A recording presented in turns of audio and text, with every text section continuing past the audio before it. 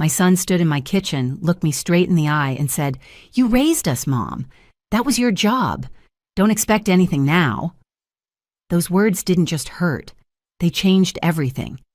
He didn't know that 3 months earlier, I had signed over the deed to my house. Not to him, not to his brother, to Maria, the woman who actually showed up when I needed someone. And when he lost his apartment and showed up with his belongings, expecting to move into what he thought was still my home, that's when things got interesting.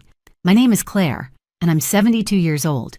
I'm speaking to you from Portland, Oregon, where I've lived for over 4 decades. Before we go any further, I'd love to know where you're watching this from. Drop your location in the comments below, and if this story resonates with you, please subscribe to the channel. What I'm about to share isn't easy to talk about. It's about the difference between the family you raise and the family you choose. I married young. 23 years old, fresh out of secretarial school, completely in love with Robert Henderson. He worked in lumber management, and we built a life together in a modest 3-bedroom house in a neighborhood where everyone knew everyone's name. We had 2 sons. Daniel came first, then Andrew 3 years later. I gave up my job to raise them, which was what you did back then. Robert worked long hours, often leaving before sunrise. I handled everything at home: the cooking, cleaning, doctor's appointments, parent-teacher conferences, birthday parties, late-night fevers, homework struggles, teenage heartbreaks, all of it. I loved being a mother. I poured everything into those boys. Daniel wanted to play hockey. I took on alterations work from home, staying up late hemming pants for neighbors. Andrew needed a math tutor. I worked weekend yard sales selling family heirlooms to pay for it. When they wanted college, Robert and I took out loans we'd spend years repaying. Daniel went to the University of Washington. Andrew chose San Diego State. First-generation college graduates in both our families. We made it work, even though it meant delaying Robert's retirement by 5 years. I remember standing in Daniel's dorm room that first day, trying not to cry. "You did good, Mom," he said, hugging me. "I wouldn't be here without you." Those words meant everything. Robert died 11 years ago.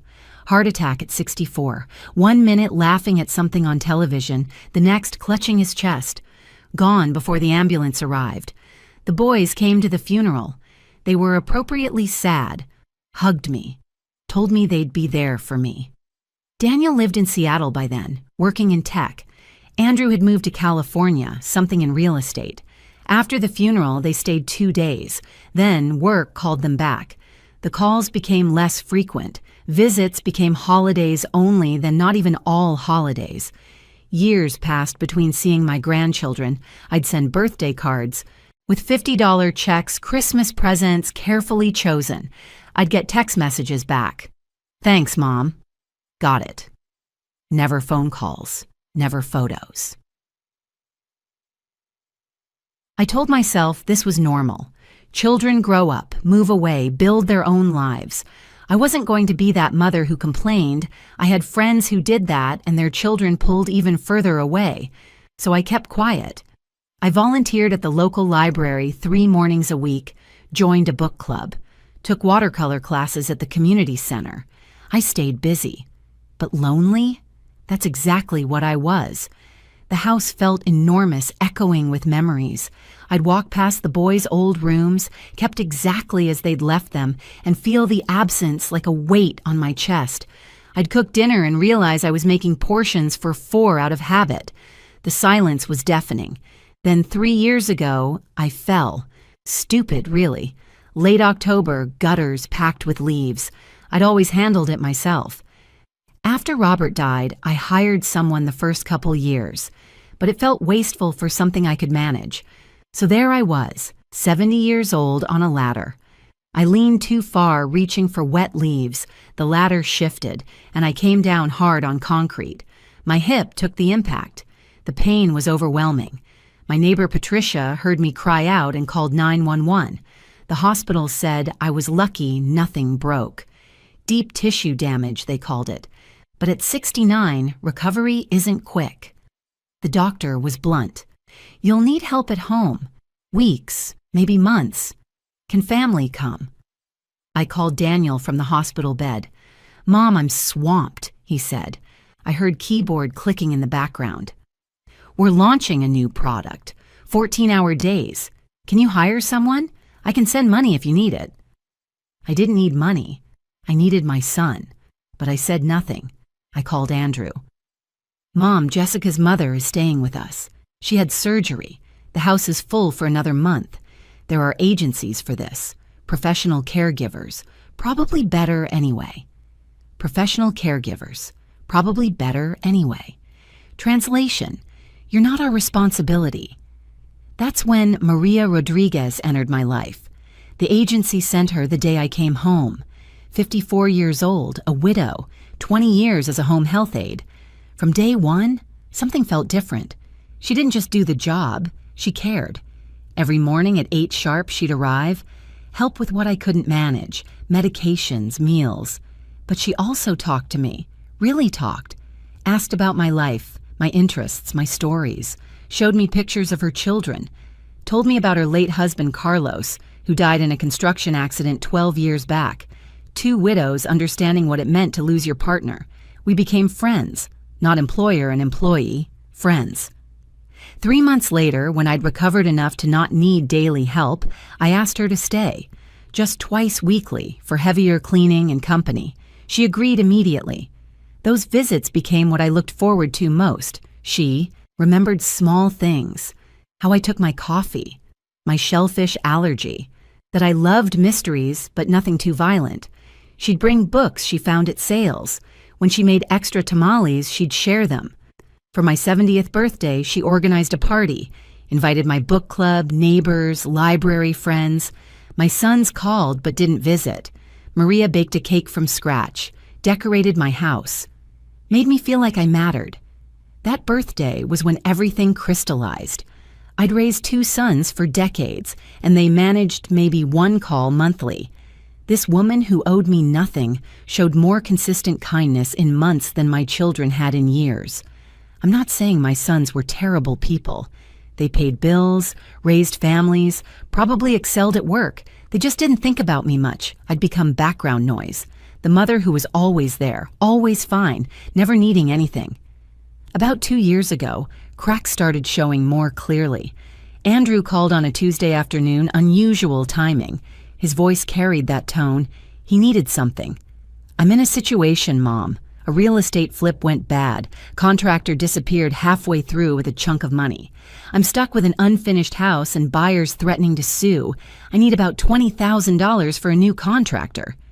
$20,000. I sat processing that number. That's substantial, Andrew. I know, but Dad's life insurance left you comfortable, right? House is paid off. You're set. I'll repay you in 6 months, promise. With interest if you want. I had the money. Robert's insurance and our savings left me secure. What kind of mother refuses to help her son in crisis?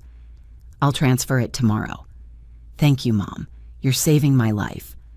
I sent $20,000 the next day, watched my account balance drop. It stung, but he was my son. That's what mothers do. 6 months passed. A year. Not a dollar returned. During a Christmas call, I gently mentioned it. He got defensive immediately. "Mom, I'm barely keeping my head above water. You're not struggling, are you? You've got that insurance money, no mortgage. I have 3 kids, a wife, a killer mortgage. Give me time." What could I say? He made me sound greedy for asking. 6 months later, Daniel called. His daughter needed college tuition help. "We're short $15,000 for Emily's first year. She's your granddaughter, Mom. Her future. Financial aid wasn't enough." I sent $15,000. Never saw it returned. When I eventually asked, his response echoed Andrew's. "Mom, you're in a paid-off house. We have mortgages, kids, expenses. This is what family does." What family does? But help only flowed one direction. Meanwhile, Maria kept appearing twice weekly like clockwork. When I caught a nasty flu, she came daily until I recovered, refusing extra pay. "You're my friend. Friends take care of each other." When my water heater flooded the basement, she connected me with her nephew who fixed it at cost. No upselling. When I felt particularly low around Robert's death anniversary, she took me to lunch and let me talk for hours. I started thinking seriously about the future. I was 71, reasonably healthy, but mortality doesn't wait. What happened if I got really sick? Needed serious care? Would my sons come? Would they drop their lives for me like I dropped everything for them? I knew the answer. I'd known for a while but kept avoiding it. They'd find me a facility, visit occasionally out of obligation. I'd die surrounded by strangers while they continued their busy lives, maybe feeling guilty but not guilty enough to change anything. That realization led me to James Thornton's office. He'd been my lawyer since Robert died, handled everything from life insurance to the will. I trusted him, which mattered for what I was about to do. "Claire," he said when I explained my plan, "I need absolute certainty you understand this. You want to transfer your house deed to someone outside your family?" "She is family," I said firmly. "More family than blood has been." He leaned back, studying me. "I'm not judging. But once you sign, the house legally belongs to Maria Rodriguez. You'll have a life estate allowing you to live there as long as you want, but ownership transfers to her. Your sons won't inherit it.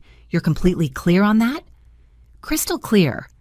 He outlined every implication: life estate details, property taxes, how it couldn't be easily reversed. He warned my sons might challenge it, might be upset, that family dynamics would permanently change. "What about your sons?" he finally asked. "What about them? This is my house, my decision. It was never theirs to begin with." He didn't push further, knew me well enough to recognize when my mind was set.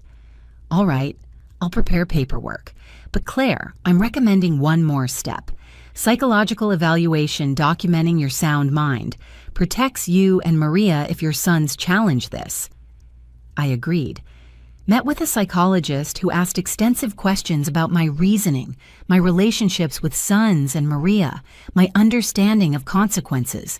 She determined I was completely competent, making this decision with full awareness.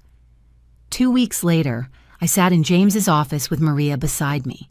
He explained everything again. Before he finished, she was crying. "I can't accept this," she said, voice breaking. "It's too much. This is your home." "It was my house," I corrected gently. "You made it a home again. There's a difference. I need to know that when I can't care for myself, I won't be warehoused in some facility and forgotten. I need someone who genuinely cares. You've given me more in 2 years than most receive in lifetimes. Dignity, friendship, reasons to wake up looking forward to the day. This house is walls and roof. You made it meaningful." She tried refusing multiple times, worried about appearances, what my sons would say, whether she was taking advantage. James assured her everything was legal and proper. I assured her this was what I needed. Finally, tears streaming, she accepted. We signed papers on a Thursday afternoon in March. The house Robert and I bought 43 years ago, where I'd raised my children, holding every memory of my adult life, became Maria's. Peace settled over me. Deeper peace than I'd felt in years. The uncertainty about my future, about who would care, lifted. I'd made a decision for myself. It felt right. I didn't tell my sons. No reason to. The house had never been theirs. It was mine to gift as I chose. Life continued normally after that. Maria still came twice weekly, though she now owned the place. Didn't change our dynamic. I volunteered, attended book club, took watercolor classes. I'd made peace with my son's distance, stopped expecting change. Then 4 months ago, everything exploded. Daniel called on a Tuesday evening. I was making pasta when my phone rang. His name on screen surprised me. Not a holiday, not my birthday. Unusual. "Mom." His voice was tight, strained. "I need to tell you something." My stomach dropped. That tone never preceded good news. "What's wrong?" "I lost my job. Company did another layoff round last week. 15 years and they just cut me loose. Severance package isn't enough. Not with our expenses." I felt genuine sympathy. Losing a job after that long had to be devastating. "I'm so sorry, Daniel. How are you holding up?" "We're stressed. Sarah works part-time at a clinic, but it's not enough. And Mom, we had to give up our apartment lease. Seattle rent is insane. Without my income, we can't manage." There it was. I knew exactly where this was heading. "So, we were thinking maybe we could stay with you a while, just until I find something new. Few months, probably. The kids could know their grandmother better. You've got 3 bedrooms, just you there. Makes sense." Not a request, an assumption, a plan already made. "Daniel, we need to talk about this." "What's to talk about?" Frustration edged his voice now. "You have space. We're family, Mom. This is what family does." That phrase again. "When were you planning to come?" "Next weekend. We've packed most stuff already. Got a storage unit for furniture, but we need somewhere to land." Next weekend. All decided without actually asking me. Without considering I might have my own life, plans, autonomy. Just assumed I'd be available, willing to upend everything because that's what mothers do. My hands trembled. I put down my cooking spoon. "Daniel, there's something you need to know." "What?" "The house isn't mine anymore." Silence. Heavy, dangerous silence. I could hear him breathing, thoughts racing. "What do you mean, not yours?" "I transferred the deed 2 years ago. I have a life estate so I can live here indefinitely, but I'm not the owner." "You gave it to Andrew?" Volume increasing with each word. "Are you serious right now? You gave him the house?" "I didn't. Give it to Andrew." "Then who?" He was shouting now. "Who the hell did you give our house to?"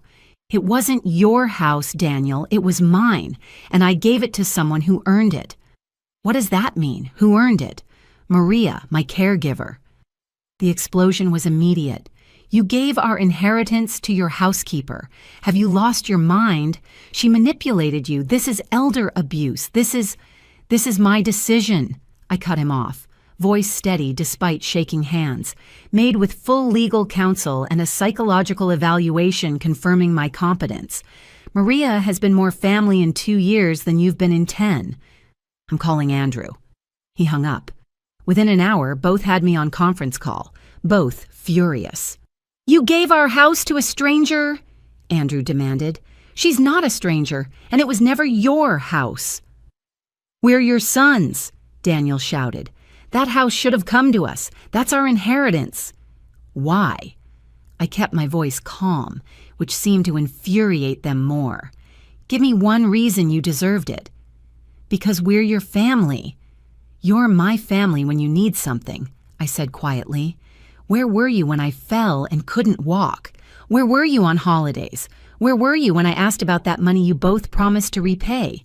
You're my family when it's convenient, when there's something in it for you. That's not family. That's biology." "We have our own lives," Andrew said. "We can't drop everything to babysit you." There it was. Babysit. As if caring about your mother was a chore, an inconvenience to resent. "I never asked you to babysit me. I asked you to be my sons. There's a difference. You made your choice long ago. I finally made mine." "This is insane," Daniel said. "She groomed you for this, probably planned it from the beginning.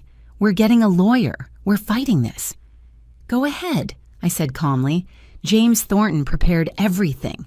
I was psychologically evaluated to ensure sound mind, full legal counsel throughout, everything proper, legal, binding. You won't win, but waste your money trying if it makes you feel better."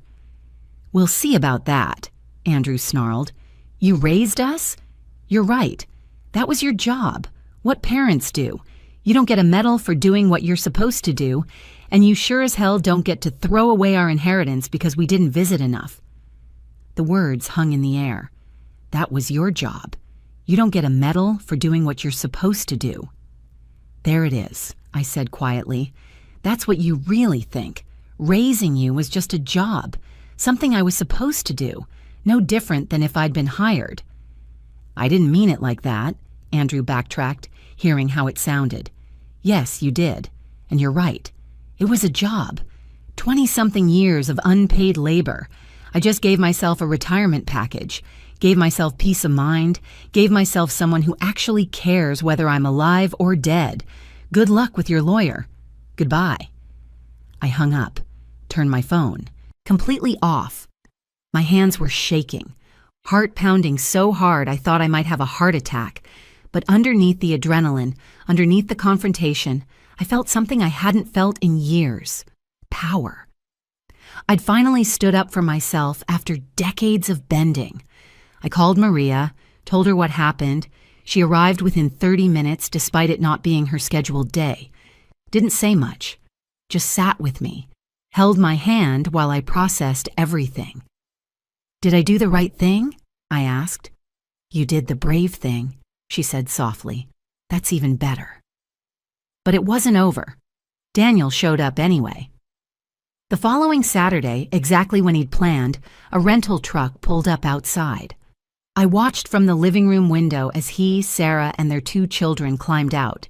He had the audacity to start unloading boxes onto my driveway. I opened the door before he could ring the bell. You need to leave, I said.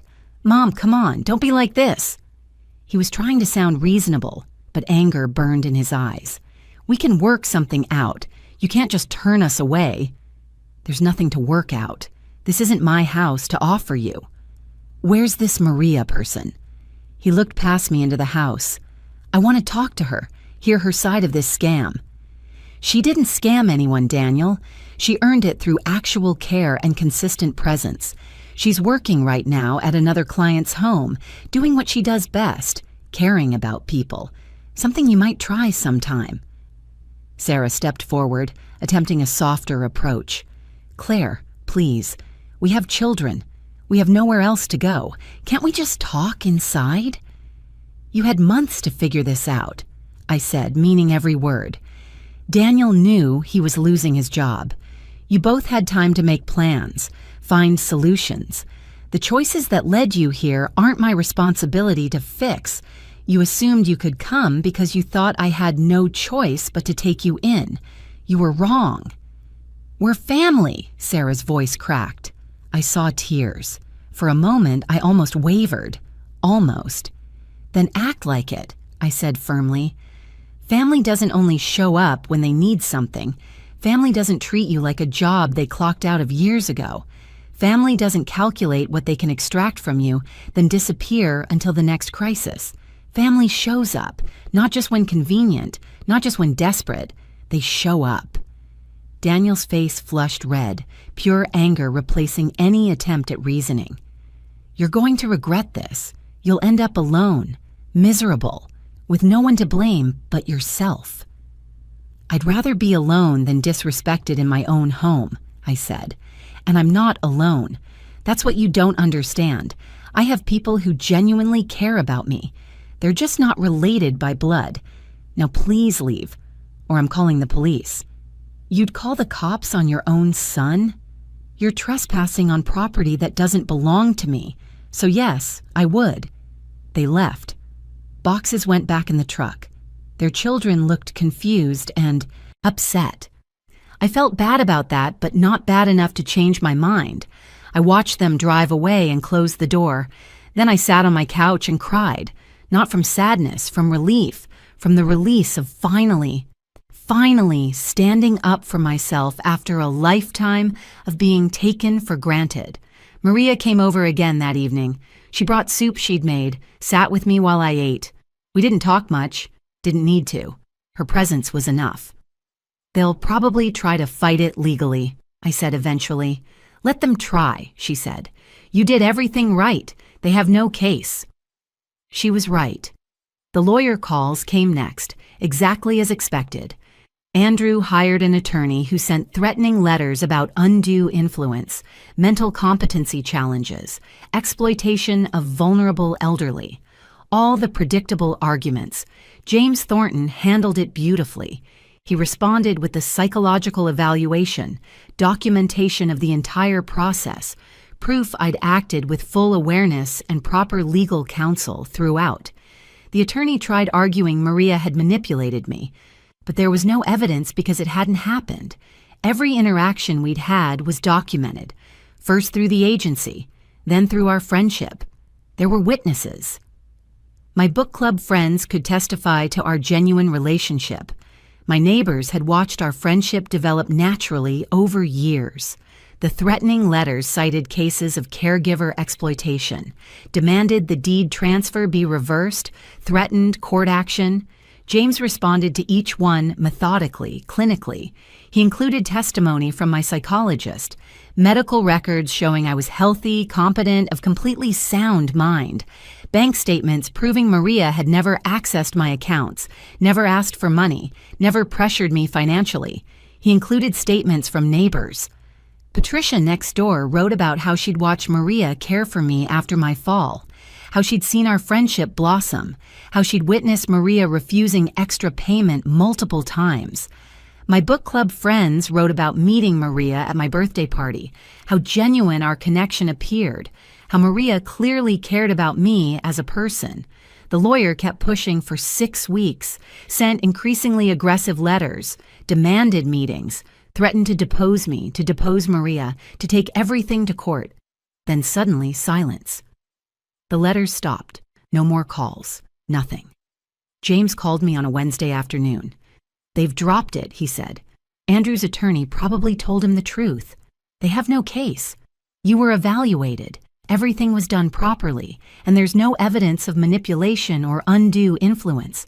They'd be throwing money away pursuing it." "So it's over?" "It's over. The house is Maria's, legally and permanently. Your sons can't touch it." I felt a weight lift that I didn't even realize I'd been carrying. The legal threat had been hovering in the background, a low-grade anxiety I'd been living with. Now it was gone. But so was something else.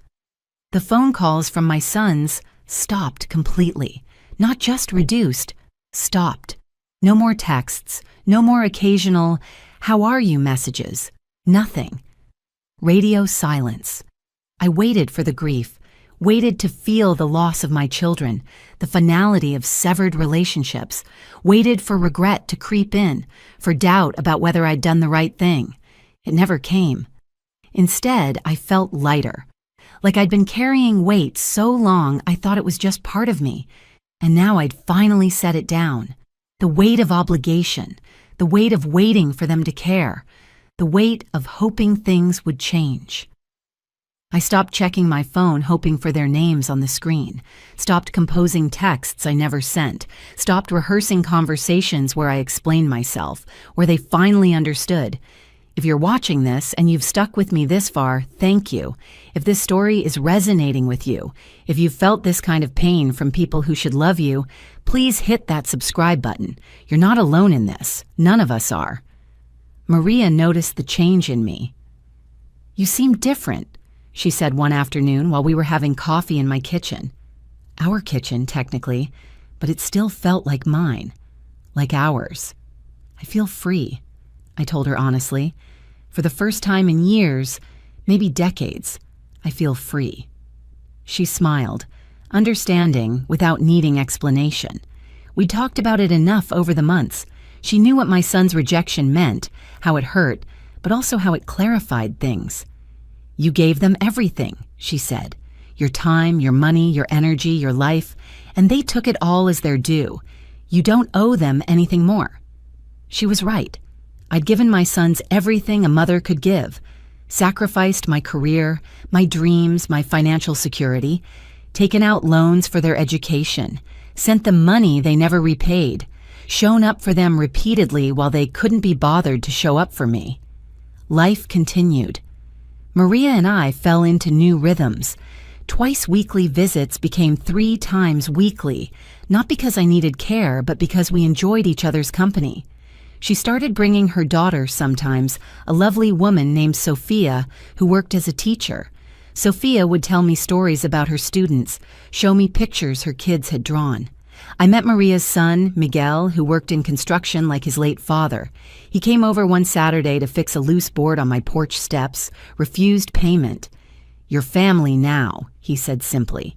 That word, family, from someone who had no biological obligation to consider me such. Thanksgiving approached, my first without even the pretense of my son's calling. I prepared myself for sadness, for that hollow feeling of holidays alone. Maria called me on the Tuesday before Thanksgiving. "What are you doing Thursday?" she asked. "Nothing special. Probably make a small turkey breast. Watch some television." "No," she said firmly. "You're coming to my house. Sophia is cooking. Miguel and his wife will be there with their kids. We have plenty of room. You're coming." "Maria, that's your family time." "Your family," she interrupted. "Stop arguing and be there at 2:00. I went. Walked into Maria's modest home that Thursday afternoon and was enveloped in warmth. The smell of roasting turkey, the sound of children laughing, Spanish and English mixing in conversation. Sophia hugged me at the door. Miguel's kids called me Abuela Claire, a title that made my eyes sting with tears. We ate until we were stuffed, told stories, laughed. Sophia asked about my watercolor paintings, genuinely interested. Miguel asked about Robert, about what he was like, listening intently to my memories. His wife wanted to know about my book club, what we were reading. They made space for me at their table, not out of obligation, but out of genuine warmth. I wasn't the elderly woman they felt duty-bound to include. I was someone they wanted there. That's when it hit me fully. The difference between being wanted and being obligated.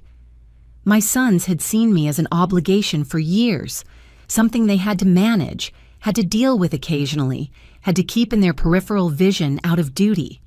Maria's family wanted me there, saw me as someone who added something to their gathering, not someone who required accommodation. I went home that evening feeling full in ways that had nothing to do with food. I'd spent Thanksgiving surrounded by love, real love, the kind that shows up, that makes space, that celebrates your presence. It's been 4 months now since Daniel tried to move in. 4 months since my sons told me raising them was just my job. 4 months since I chose myself. I haven't heard from either of them. No calls, no texts, no emails. Complete silence. I imagine they're telling their version to friends, wives, maybe even my grandchildren. The ungrateful mother who gave away their inheritance to a stranger. The selfish woman who turned her back on family. Let them tell whatever story helps them sleep. I know the truth. I was a good mother. Maybe too good. I gave until there was nothing left to give, and they learned to expect it as their right. They learned my love was unconditional and unlimited, and I never taught them about reciprocity, about mutual respect, about showing up. That's partly on me. I enabled it by never setting boundaries, never saying no, never demanding they treat me with basic dignity. But I'm teaching them now, even if the lesson comes decades too late for our relationship to recover.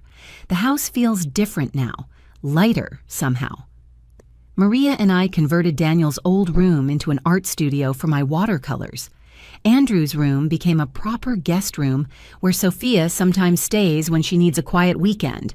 The museum to my son's childhoods is gone, replaced by spaces for actual living. Maria officially lives here now. We made that decision 2 months ago. She sold her smaller place and moved in. We're housemates in the truest sense. She uses the master bedroom while I prefer my smaller room. We share cooking duties, cleaning, everything. It's companionable, comfortable. Like what I imagine having a sister would be. I'm 72 years old, could have 5 years left, could have 20. Nobody knows. But I know how I'll spend whatever time remains, surrounded by people who choose me, who value my presence, who show up not because they have to, but because they want to. Maria's family has become mine. Sophia calls just to chat about her day. Miguel stops by to check if anything needs fixing. The grandchildren draw me pictures that now cover my refrigerator, artwork from kids who actually know me, who look forward to seeing me.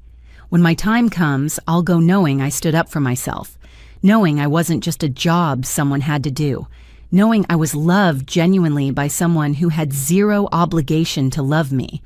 My sons might show up at my funeral. They might not. Either way, it won't matter. I'll be surrounded by the family I chose, the family that chose me back. Blood doesn't entitle anyone to your dignity. That's what I learned.